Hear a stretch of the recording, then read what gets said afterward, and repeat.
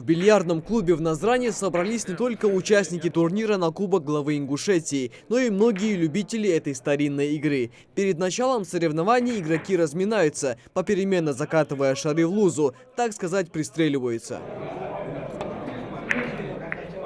Магомед Ахциев в числе тех, кто в свободное время спешит проверить свои навыки в бильярде. Сегодня он представляет город Сунжа. Любимым спортом он увлекается уже 8 лет и считает, что игрок в бильярд должен обладать рядом отличительных качеств для успешной партии.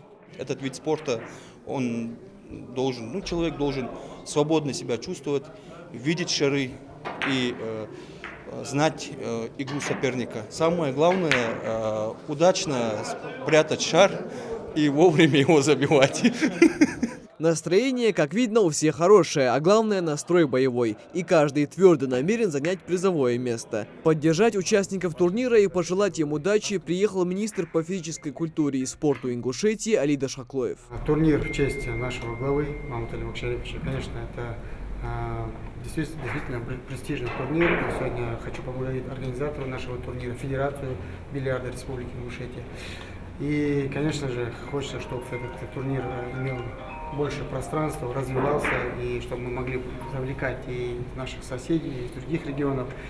Хочу пожелать участникам побед.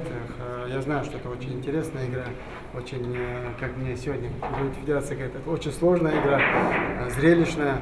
Побед нашим участникам, и пусть победит сильнейший Барклшам с нами. Жеребьевка определила пару участников и дают старт для начала турнира. Первые соперники занимают столы и разбивают треугольник шаров. Соревнования по бильярду проходят по дисциплине комбинированная пирамида. Здесь действует олимпийская система. Проиграл — выбыл из турнира.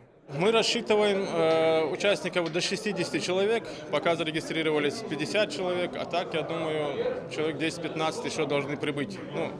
Приблизительная цифра 60-65 человек. Отличное зрение, твердая рука, выдержка и правильно подобранный кий без труда поможет отправить шар точно в лузу. Психология и атмосфера вокруг тоже играет не последнюю роль в конечном результате. Многие из участников уже опытные игроки и потому знают, как направить шар в нужном направлении. Бильярд, он является спортом таким более интеллектуальным, нежели силовые виды спорта.